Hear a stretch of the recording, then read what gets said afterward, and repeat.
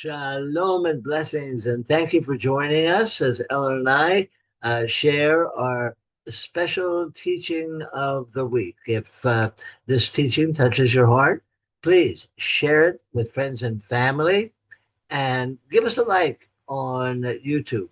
And we would also appreciate if you would join our subscribe to our YouTube channel so that you'll be able to receive other teachings that we post.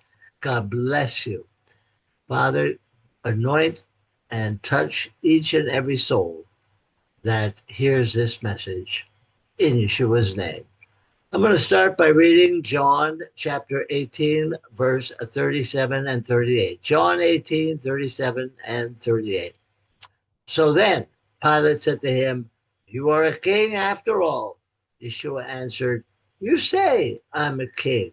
The reason I have been born, the reason I have come into the world is to bear witness to the truth. Everyone who belongs to the truth listens to me." Pilate asked him, "What is truth?" You know, Pontius Pilate was raised in a pagan society where the Roman gods and the Greek gods were more like cartoon comic book superheroes than they were like the true God of the universe. These so-called gods had all the same lust, anger, hatred, and desires as humans. And even Pilate's boss, Caesar, demanded that he be worshipped as a god. Plus, Pilate was living in a day of many opposing philosophies. And just look at his life. First, he was appointed as governor by a ruthless Rome who believed might was right. And second, he was in essence banished to rule over this hot, dry, rebellious Jewish nation, which to him had a strange and fanatical religion. You know, one could almost feel sorry for Pilate because of his background and career had all combined to make him totally cynical about life and unable to believe that there was such a thing as truth. Pilate's question really reflects the spirit of our age. There's a terrible cynicism gripping our society today. It's reflected in every newscast dealing with politics and government. Political leaders try to give the impression that they can be trusted, even when their history ties them to scandals and to deceit. They try to convince us that they're going to tell us the truth when their past is full of lies and cover-ups.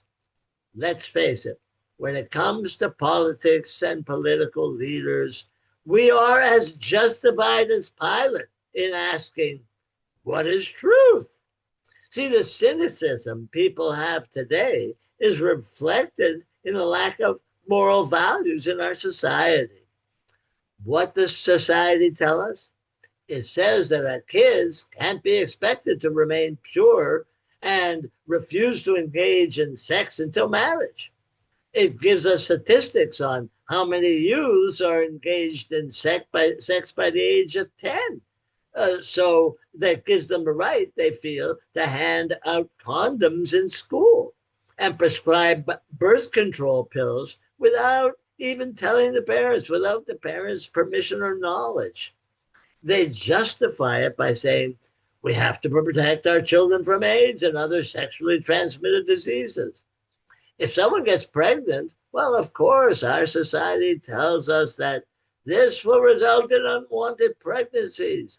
So we have to provide publicly funded abortion clinics.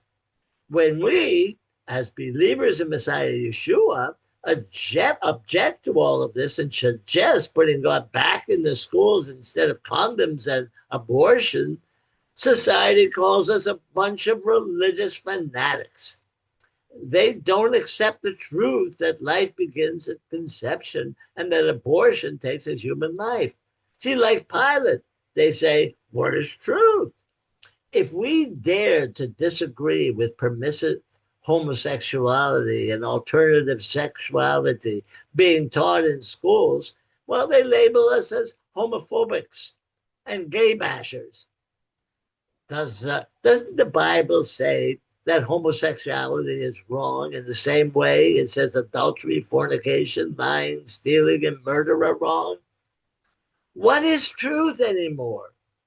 Every moral value appears to be turned upside down, and what is right is wrong, and what is wrong is right.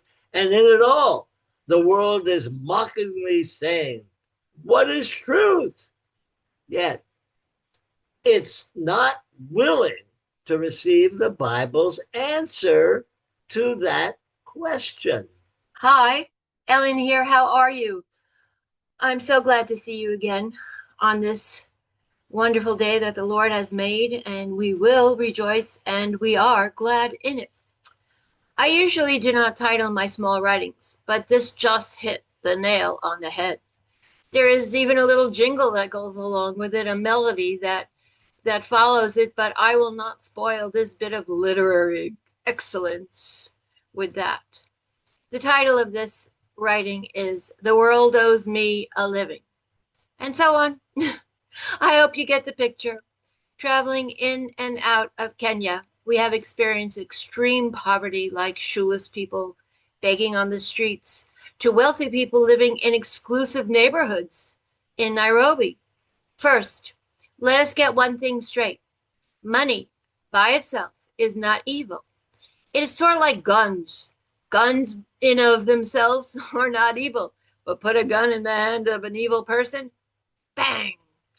Money is essential for life, and God knows this, and he does not despise the wealth, but he hates the wicked who handle it wrongly and are only interested in self. Remember when the Lord said to Jacob, I love Jacob and Esau I hate? So God does hate. First Timothy says, for the love of money is a root of all kinds of evil. Does it make you cringe and shiver when you read this verse? It does for me.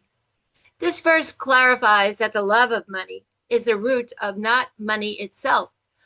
Loving money over the other aspects in one's life can bring demonic activity that will bring ruin, harmful desires, wrong decisions, and ultimately take you off the path of the Lord and onto the path of the devil. Remember, all the swine that ran off the cliff and everyone wanted Yeshua to leave their district? Well, without the swine, there was no money to be made. Remember the female prophetess that would not leave Paul and Peter alone? Well, without her fortune telling, her boss could make no money. Do you get the picture? Oh, don't forget the couple that held back funds from the sale of their land for themselves. It resulted in their sudden death, and we can be assured they're not dancing in heaven. Let us take a look at Luke 12:15. Take heed and beware of covetousness, for one's life does not consist in the abundance of the things he possesses. Wow. And remember what Yeshua said, and I paraphrase, you cannot serve two masters, the Lord and mammon, meaning money. If you are amening and hallelujahing and dancing to the upbeat of praise songs and living a life of doing any of the above, then expect to dance yourself right into an open grave with your spirit going straight to hell, because you will not be able to buy your way out of the absolute destination. As I said last week, what next stop after earth is your passport showing? Amen.